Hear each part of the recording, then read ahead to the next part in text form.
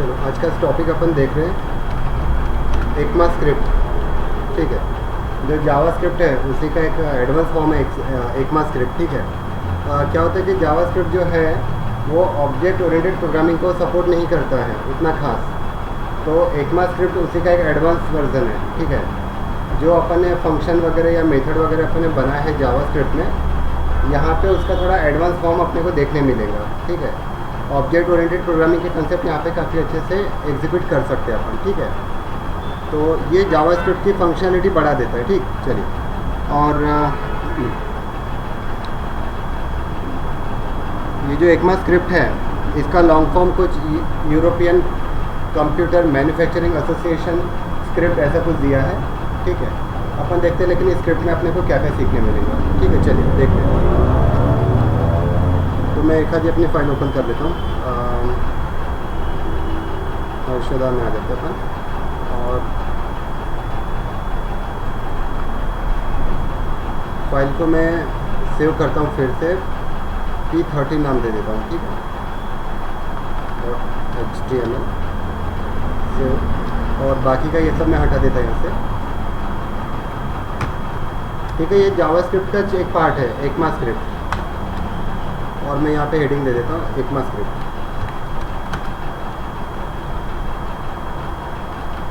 Run करके देखता हूँ इसको मैं, P13 को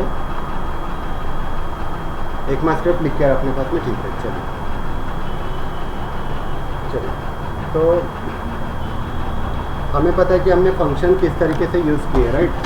अगर मुझे फंक्शन बनाना हो तो यहाँ पे स्क्रिप्ट के अंदर में अपने लिखे फंक्शन, और फंक्शन का अपने कोई नाम दिए, सपोज कि अपन नाम दे दिए सम, और अपन रिटर्न कर सकते हैं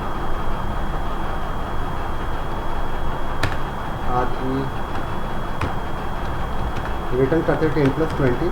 ठीक है, और मैं इसको अगर रन करना है फंक्शन को, ठीक है, तो मैं सम ऐसा इसको यूज़ करूँगा, राइट।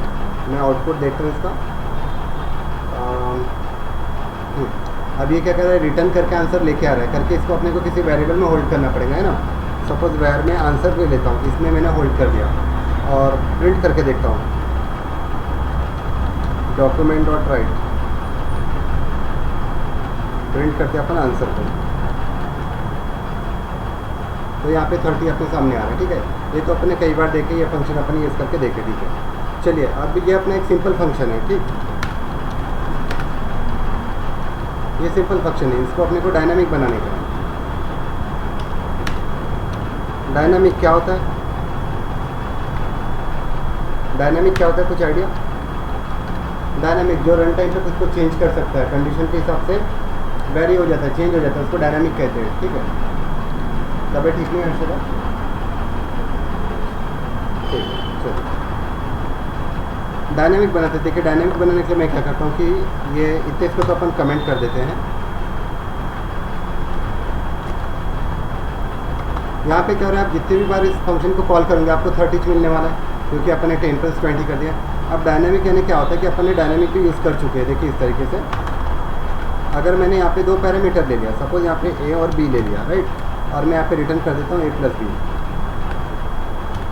ठीक है, और तो मैं जब इसको रन करूँगा आंसर को, तो आंसर में भी मैं क्या करूँगा,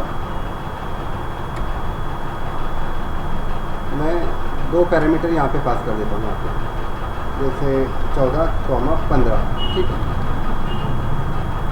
ये 29 आ रहा है। ये डायनामिक है। क्यों डायनामिक है, क्योंकि इसको अपन रन टाइम में वैल्यू यहाँ से चेंज कर सकते हैं। सर आप यहाँ पे भी तो वैल्यू यहाँ से चेंज कर सकते हो, लेकिन देखा जाए तो एक तरीके से ये प्रोग्राम के अंदर की कोडिंग में जाके चेंज करना पड़ रहा है, रिटर्न में जाके, लेकिन ये अपन यूज़र से मांग सकते हैं डायरेक्टली यहाँ पे कि भैया आप वैल्यू चेंज कर सकते हो। ठीक है, चलिए, ये जो अपन ने इसको वैर आंसर में पकड़े हैं, इसका और एक तरीका है। एक तरीका ये है कि मैं अगर डॉक्यूमेंट डॉट राइट करता हूँ इस तरीके से आंसर, ठीक है, मैं डॉक्यूमेंट डॉट राइट करता हूँ डायरेक्टली सम इस तरीके से, मतलब मैं क्या कर रहा हूँ, देखिए ये दो को अभी के लिए मैंने हटा दिया, अभी के लिए समझिए हटा दिया। फंक्शन कौन सा अपना सम है, मैं सम को डायरेक्ट प्रिंट कर दिया और यहाँ पे दो वैल्यू पास कर दिया। सम क्या करेगा, 4 यहाँ पे गया, 45 यहाँ पे गया, दोनों के एडिशन सम में आ गई है और मैंने उसी को प्रिंट कर दिया, तो भी अपना काम हो रहा है। तो ये ऐसे अलग अलग तरीके रहते हैं। यहाँ पे पार्सिंग नहीं है। हाँ, अगर आप यूज़र से मांग रहे तो अपन पार्सिंग लगा लेते हैं, राइट, ठीक है। तो यहाँ पे मैंने आपको ये ऐसी 2-3 तरीके दिखा दिया हूँ कि आप कोई वेरिएबल में होल्ड कीजिए या फिर डायरेक्टली इस फंक्शन को प्रिंट कर दीजिए तो भी चलता है, ठीक है। मेरा टॉपिक ये भी नहीं है आज का बताना, ठीक है, ये तो पहले ही हो चुके हैं अपने, ठीक। इससे आगे बढ़ रहे और अपन डायनामिक फंक्शन हेडिंग नीचे आ गई है ना, ऊपर चाहिए। चलिए, ये सिंपल फंक्शन हो गया, ये डायनामिक फंक्शन हो गया। चलो इसके बाद में चलो, तो इसी प्रोग्राम को अपन और थोड़ा एडवांस ऐसा कर सकते हैं कि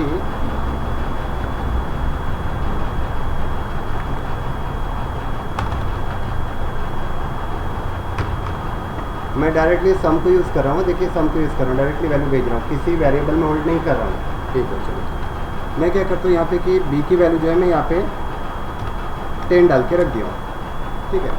तो मुझे यूज़र से सिर्फ एक ही वैल्यू मांगना पड़ेगा, देखा जाए, क्योंकि एक वैल्यू ऑलरेडी है, तो मैं यहाँ पे एक ही वैल्यू मांगूंगा। सपोज मैंने यहाँ पे डाल दिया 20, सेव करता हूँ, देखता हूँ आउटपुट पे क्या आता है, आ गया 30, है ना। ये 10 + 20 30।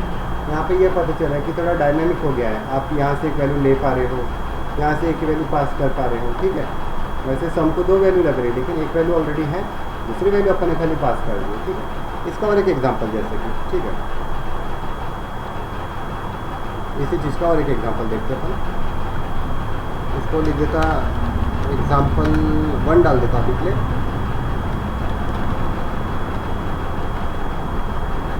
इसको लिख देता एग्जांपल 2।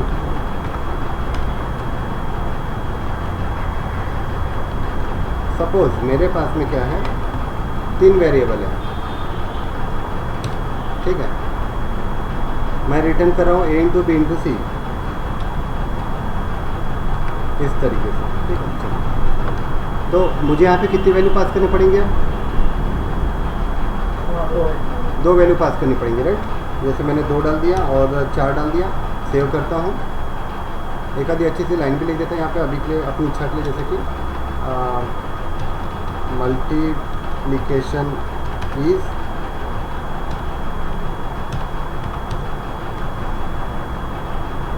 $80, ठीक है। चलिए, इतना समझ में आ रहा है आपको, ठीक है। चलिए, इसके बाद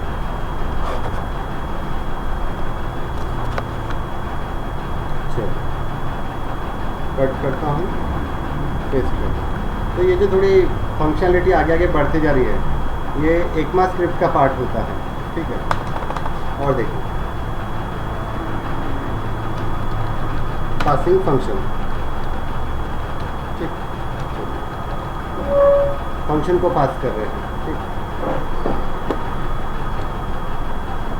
चलो, तो हमें पता है कि हमने ये वाली प्रैक्टिस पहले कर चुके, देखो किस तरह की।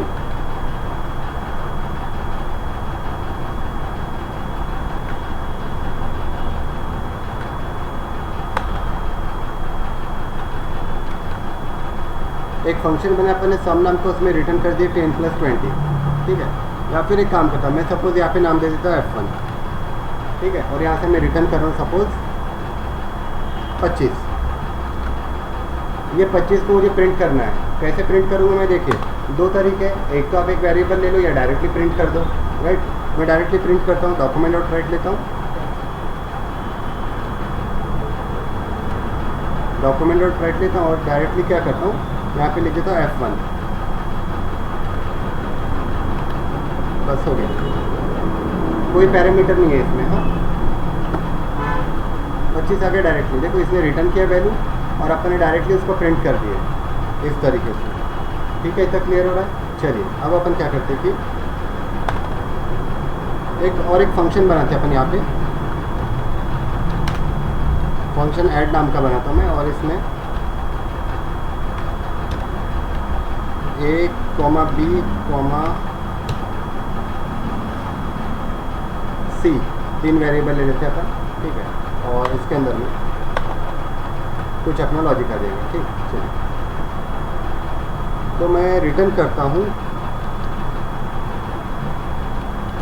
a प्लस बी प्लस सी हो जाए। ठीक है, चलिए अगर ये फंक्शन मुझे यूज़ करना है, कैसे यूज़ करूँगा मैं, देखिए डॉक्यूमेंट डॉट राइट ले लिया फिर से, और क्या नाम है, ऐड नाम है फंक्शन का। ऐड कितने पैरामीटर है, 3 पैरामीटर है, 3 पैरामीटर यहाँ पे पास कर देता हूँ, 2, 4, 5। सेव करता हूँ, ये तीनों पैरामीटर यहाँ पे चले गए, तीनों की वैल्यू रिटर्न हो जाएंगी, रिटर्न होके वापस इसी में आ जाएंगी, और अपन डायरेक्टली रिटर्न वैल्यू को प्रिंट कर रहे हैं। ठीक है, अब ये ऐड नहीं हुआ, लेकिन अब यहाँ पे उसने एरर, हाँ ये ऐड हो गया है ना, 5 और 4 9 10 11, ये है 11, ये 25 जो ऊपर वाला आंसर है, ये पहले वाला आंसर है। ठीक है, ये नया वाला आंसर है, इसको मैं BR दे देता हूँ। तो यहाँ पे अपना नया आंसर ये आ गया 11। ठीक, मैं क्या चाहता हूँ, आप देखिए कि यहाँ से जो वैल्यू रिटर्न हो रही है, उस वैल्यू को मैं यहाँ पे यूज़ करना चाहता हूँ। तो मैं क्या कर रहा हूँ, मैं सी की वैल्यू यहाँ पे पास नहीं कर रहा। सी में मैं क्या करूँगा, सीधा सीधा जो मेरा फंक्शन है F1 उसको होल्ड करवा देता हूँ।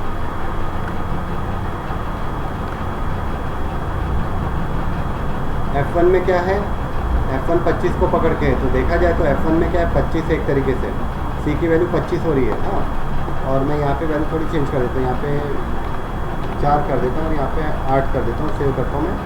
चलिए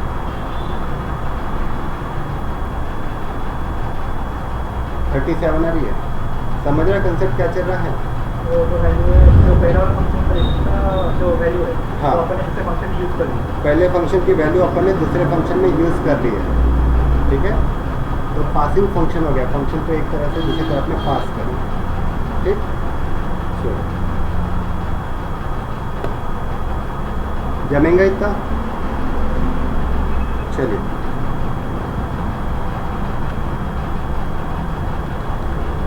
इसी में और एक टॉपिक है अपने पास में, टेम्पलेट लिटरल्स।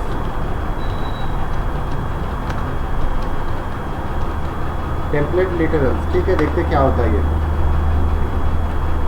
सपोज कि मैं एक वैर लेता हूँ A, और मैंने इसमें डाल दिया 10, और वैर B लेता हूँ, इसमें मैंने डाल दिया 20। ठीक है, अपन इसको ऐसा प्रिंट कर सकते, देखिए डॉक्यूमेंट डॉट राइट,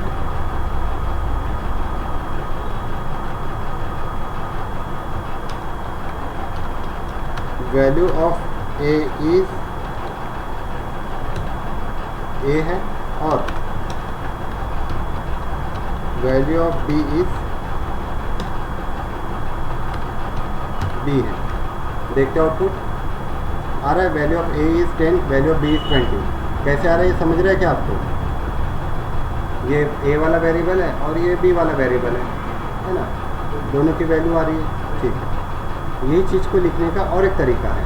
ठीक, देखिए क्या करते हैं अपन यहाँ पे, मैं करता हूँ डॉक्यूमेंट डॉट राइट, और यहाँ पे मैं एक सिंबल ले रहा हूँ इस तरीके का। बता तो ये सिंबल कौन सा है, ये सिंबल लिया मैंने। ठीक है, कीबोर्ड में बताऊँगा कहाँ पे, यहाँ पे लिखता हूँ मैं वैल्यू ऑफ A इज, इसको मैं क्या करूँगा, इस तरीके से लिखूँगा, and value of B is, ये डॉलर का साइन दिया, curly brace open close B। ठीक है, सेव करता हूँ, तो भी आ रहा है। इसको टेम्पलेट लिटरल कहते हैं इसको। ये जो लाइन अपन ने लिखे है, ये जो इस तरह का ब्रैकेट है, ये जो इस तरह का कोट है, ये सिंगल कोड भी नहीं है, अलग ही सिंबल है, बताऊंगा मैं। हाँ, इसके अंदर में अगर अपने को लिखना है तो वेरिएबल को इस तरीके से लिखना पड़ता है। सपोज मुझे मल्टीप्लिकेशन ऑफ ए और बी दिखाना है, तो देखो मैं कैसे लिखूँगा,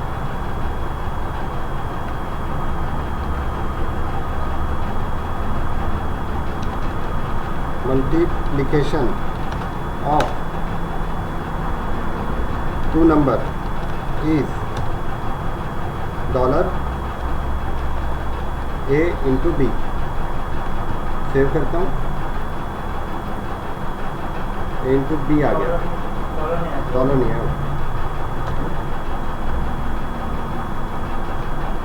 200 आ गया। तो ये तरीका भी अपने को आना चाहिए, ये साधारण तरीका है और ये लिटरल के साथ में टेम्पलेट लिटरल। ठीक है, चलिए।